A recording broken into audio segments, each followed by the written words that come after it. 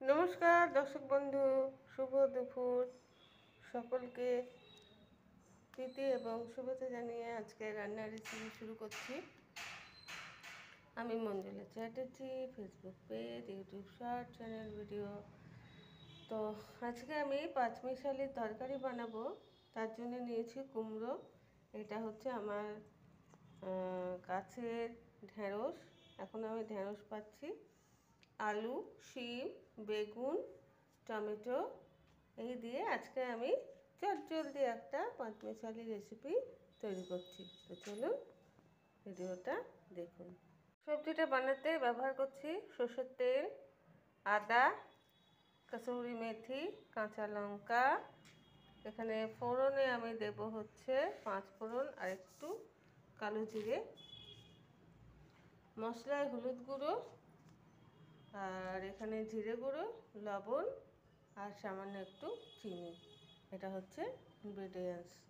তো আমি প্রথমে কী করব, সরষের তেলটা এখানে দিয়ে দেব।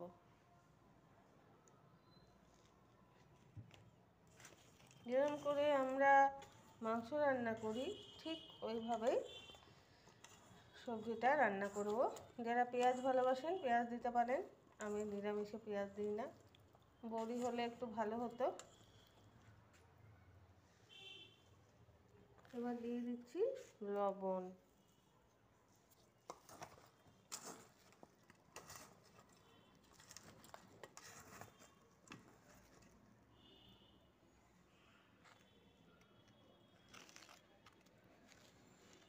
আমার ম্যারিনেট করার সময় নেই। জিরে গুঁড়ো জিরে দিলাম। এটা ম্যারিনেট করে বানালে আরও ভালো হবে।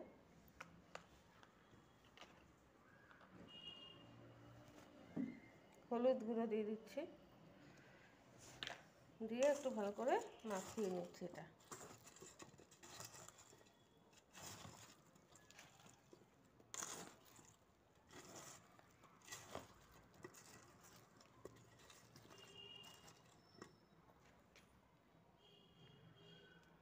তেলটা গরম হয়ে গেছে।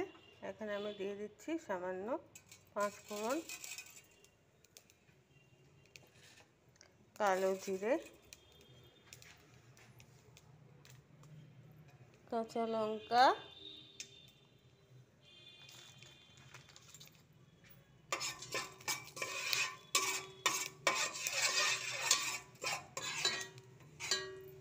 দিয়ে দেবো আমি এবারে সবজিগুলো।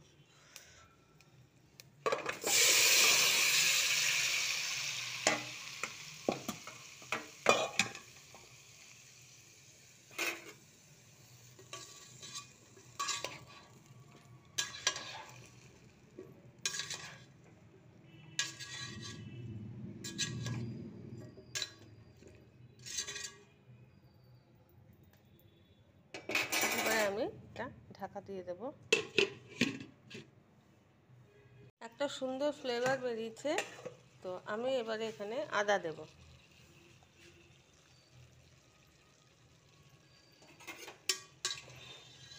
ভালো করে কষিয়ে নিচ্ছি।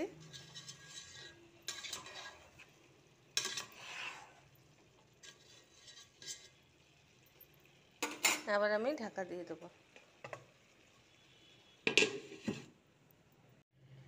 সবজিটা আমার হয়ে এসেছে, কষানো হয়ে গেছে।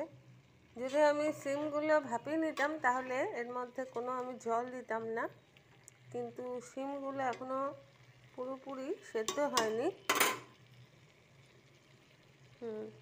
তার জন্য আমি এখানে অল্প করে জল দিচ্ছি। বেশি জল নয়, সামান্য জল দিতে হবে, তাহলে আমার শিমগুলো সেদ্ধ হয়ে যাবে। আলু এগুলো তো সবই হয়ে গেছে। শিমগুলোর জন্য আমাকে জল দিতে হলো, একটু সেদ্ধ হোক। হয়ে গেছে আমার পাঁচমিশালি তরকারি। এইবারে আমি এখানে অ্যাড করে দেব কসুরি মেথি। কসুরি মেথিটা ভীষণ ভালো, সামান্য দিলেই এটা ভালো স্মেল বেরোয়। তারপর আমি এটাকে নামিয়ে দেব।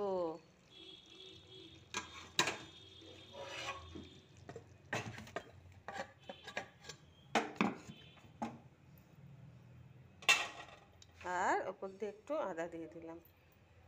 ব্যাস হয়ে গেল আমার 5 মিশালি শর্টকাটে তৈরি। এটা একবার বানিয়ে খেয়ে জানাবেন কেমন লাগলো। Thank you.